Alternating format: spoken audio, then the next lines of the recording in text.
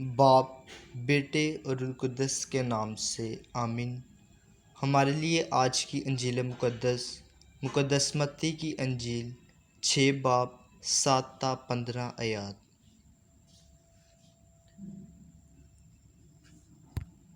اور جب تم دعا کرتے ہو تو غیر قوموں کے لوگوں کی مانند بک بک نہ کرو، کیونکہ وہ سمجھتے ہیں کہ ہماری زیادہ گوئی سے ہماری سنی جائے گی۔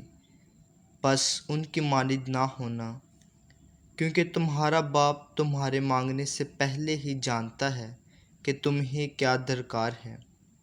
بس تم اس طرح دعا کیا کرو کہ اے ہمارے باپ تو جو آسمان پر ہے، تیرا نام پاک مانا جائے، تیری بادشاہی آئے، تیری مرضی جیسے آسمان پر پوری ہوتی ہے زمین پر بھی ہو۔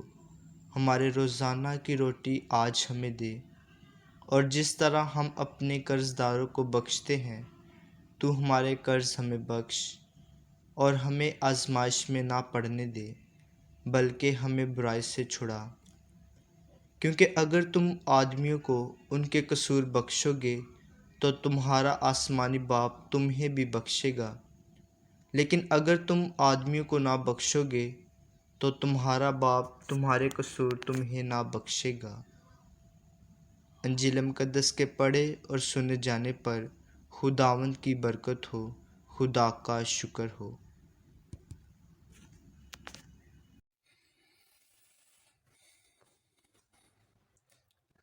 باپ اور بیٹے اور روح القدس کے نام میں آمین۔ مسیح یسوع میں میرے عزیز بھائیوں اور بہنوں اور پیارے بچوں، آپ سب کو کراچی پاکستان سے شوکت بھٹی کا سلام و پیار پہنچے۔ آج کی انجیل مقدس کی تلاوت بمطابق مقدس متی 6 باب کی 7ویں تا 15ویں آیت سے پڑھی اور سنی گئی۔ آج کی تلاوت مقدسہ میں خداوند یسوع المسیح دعا مانگنے کی اہمیت، افادیت اور طریقے پر زور دیتے ہیں۔ وہ ہمیں دعا کرنا سکھاتے ہیں۔ آج کی تلاوت مقدسہ میں خداوند یسوع مسیح ہمیں انتباہ بھی کرتے ہیں کہ ہم غیر اقوام کی مانند دکھاوے کے لیے دعا نہ کریں، اور نہ ہی زیادہ گوئی اور لمبی لمبی دعائیں میسر ثابت ہوتی ہیں۔ خداوند یسوع مسیح ہمیں سکھاتا ہے کہ خدا ہمارے مانگنے سے پہلے ہی جانتا ہے کہ ہم کن کن چیزوں کے محتاج ہیں، لیکن پھر بھی اس نے کہا مانگو تو تمہیں دیا جائے گا، ڈھونڈو گے تو پاؤ گے، دروازہ کھٹکھٹاؤ گے تو تمہارے واسطے کھولا جائے گا۔ میرے عزیزو، دعا کیا ہے؟ یہ سوال ہم نے بار بار سنا، یہ سوال بار بار ہم سے پوچھا بھی گیا۔ یہ سچ ہے کہ دعا کا مطلب خدا سے گفتگو کرنا ہے، اور یہ بھی سچ ہے کہ دعا کا مطلب خدا سے مانگنا بھی ہے۔ بائبل مقدس میں 365 سے زائد دعائیں لکھی گئی ہیں۔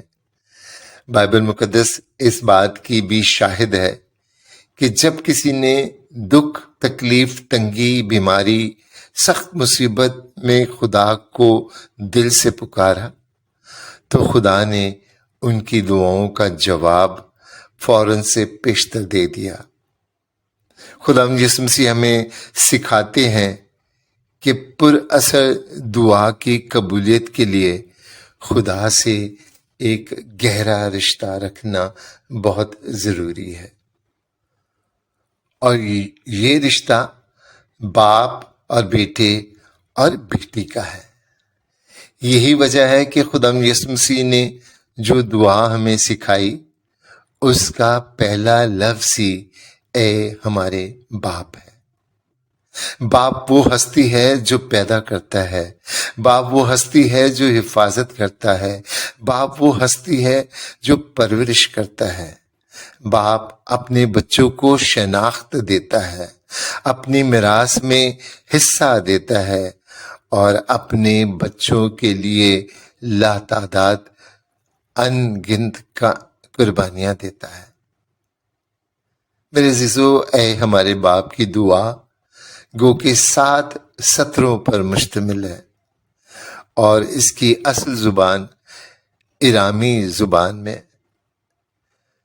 ان درخواستوں میں وہ سب کچھ شامل ہے جس کی ہم خواہش کر سکتے ہیں۔ ان خواہشوں کا یا مناجات کو کس طرح اور کس ترتیب سے خدا کے حضور پیش کرنا ہے، خداوند یسوع المسیح نے وہ ترتیب بھی ہمیں سکھائی ہے۔ دعا کی پہلی درخواستیں دراصل خدا کی تعریف اور اس کے جلال کا اقرار کرتی ہیں۔ ہم خدا کی حمد و ثنا اور تعریف کرتے ہیں، جبکہ آخری 4 حصوں میں ہم خدا سے مدد مانگتے ہیں، اپنے گناہوں اور اپنی کمزوریوں کے لیے اس کے فضل کو مانگتے ہیں۔ میرے عزیزو، نئے عہد نامے میں خداوند کی سکھائی ہوئی یہ دعا 2 اناجیل میں لکھی گئی ہے، یعنی مقدس متی کی انجیل اور مقدس لوکا کی انجیل۔ تاہم دونوں انجیلوں میں یہ دعا ایک ہی مقام، ایک ہی شکل اور ایک ہی مقصد کو ظاہر نہیں کرتی۔ مقدس متی کی انجیل میں خداوند یسوع المسیح نے یہ دعا پہاڑی واز کے موقع پر سکھائی اور اپنے شاگردوں کو سکھایا کہ عاجزی کے ساتھ دعا کریں، جبکہ مقدس لوکا کے مطابق خداوند یسوع المسیح نے یہ دعا اپنے شاگردوں کو اس وقت سکھائی جب انہوں نے اس سے دعا مانگنے کا طریقہ پوچھا۔ خداوند یسوع المسیح کی سکھائی ہوئی یہ دعا ہمیں ایک نمونہ فراہم کرتی ہے کہ ہم خدا سے کیسے رابطہ قائم کریں، کیسے اور کس طرح اس سے مانگنا ہے۔ یہ دعا ہمیں سکھاتی ہے کہ ہم خدا کی مرضی کے سامنے اپنے سر کو خم کریں، اس کی پرورش، بخشش اور رہنمائی کے لیے دعا گو ہوتے رہیں۔ اس دعا کے ذریعے خداوند یسوع المسیح نے ہمیں باپ اور بیٹے اور بیکاری کے رشتے کو واضح طور پر سکھایا۔ خداوند یسوع المسیح نے سکھایا کہ جب ایک بیکاری مانگتا ہے تو اس کے بے حد اصرار پر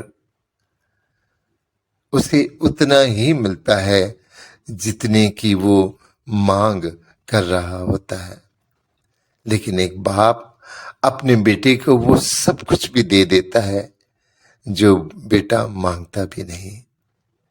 خدا سے رشتہ قائم کر کے مانگنے کا طریقہ اور سلیقہ مجھے اپنی زندگی میں بیتے ہوئے اس واقعے نے بھی سکھایا۔ جب کئی سال پہلے میں اپنے 7 سالہ بیٹے کے ساتھ بازار میں سودا سلف خریدنے گیا اور واپسی پر بیٹے نے برگر کھانے کی فرمائش کی، میں نے اپنے بیٹے کو موٹر سائیکل سے اتارا اور جیب سے بٹوا نکال کر اسے کچھ پیسے دینے لگا تو اسی اثناء میں ایک بیکاری بچہ جو میرے بیٹے کا تقریباً ہم عمر ہی تھا وہ بھی آ گیا اور اپنا ہاتھ میرے سامنے پھیلا دیا۔ اب ایک ہی وقت میں میرے سامنے پھیلے ہوئے 2 ہاتھ تھے، ایک ہاتھ بیٹے کا اور دوسرا ہاتھ بھکاری کا۔ میں نے بیٹے کے ہاتھ پر پیسے رکھ دیے اور بھکاری کے ہاتھ کو اپنے ہاتھ سے پرے کر دیا۔ بیٹا پیسے لے کر برگر خریدنے چلا گیا اور بھکاری انکار سن کر کسی اور کے پاس چلا گیا اور میں تنہا رہ گیا۔ موٹر سائیکل پر تنہا بیٹھے بیٹھے میرے دل میں خیال آیا کہ ابھی چند لمحے پہلے میری زندگی میں ایک عجیب سا واقعہ گزرا ہے. میرے سامنے پھیلے ہوئے 2 ہاتھ تھے. دونوں ہی ہم عمر تھے. دونوں کی ضرورت پیسہ تھی. دونوں کو پیسے ہی چاہیے تھے. دونوں کے مانگنے کا طریقہ بھی ایک سا ہی تھا. دونوں نے ہاتھ پھیلا کر مجھ سے مانگا اور دونوں کی توقع یکساں تھی.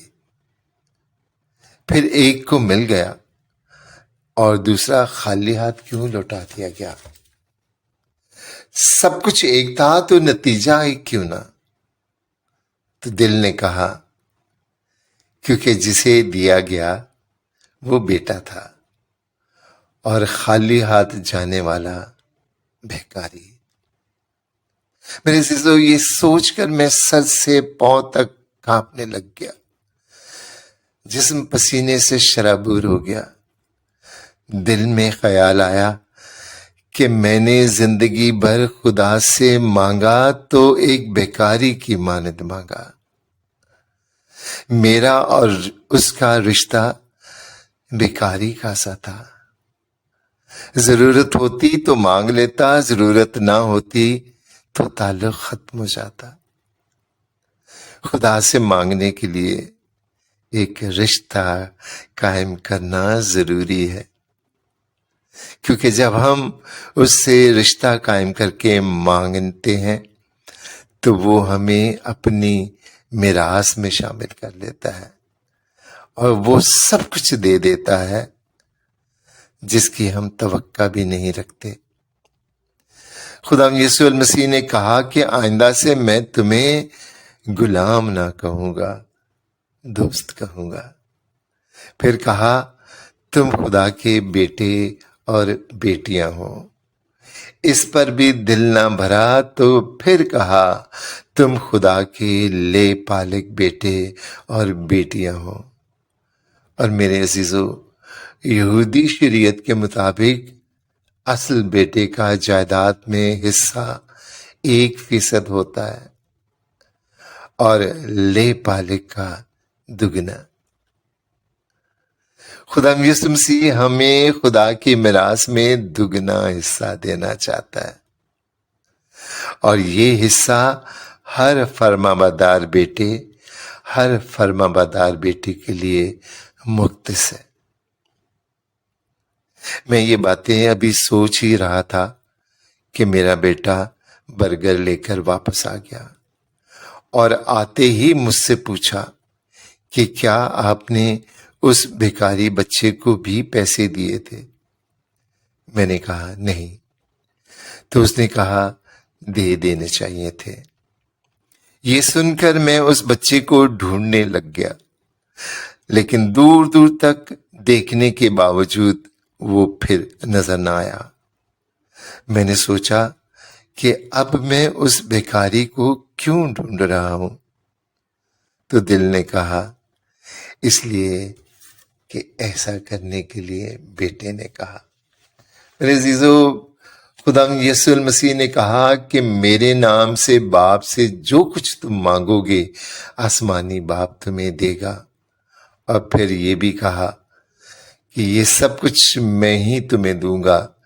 یہ اس لیے ہوگا تاکہ بیٹے سے باپ کا جلال ظاہر ہو. یہی وجہ ہے کہ ہر دعا کا اختتام ہم خدا یسوع کے اسی وعدے کو دہرا کر کرتے ہیں. اور یہ دعا یسوع المسیح کے نام سے مانگی جاتی ہے. اس لیے میرے عزیزو، خدا سے رشتہ قائم کرو. باپ اور بیٹے اور بیٹے کا رشتہ. پھر مانگنے کی بھی ضرورت نہ ہوگی. کیوں؟ کیونکہ خدا اپنے پیاروں کو ہنوز وہ نیند ہی میں ہوتے ہیں عطا کر دیتا ہے. ٹرسٹ میں مانگ کر دیکھو، رشتہ قائم کر کے دیکھو. خدا ہم سب کو برکت دے. آمین.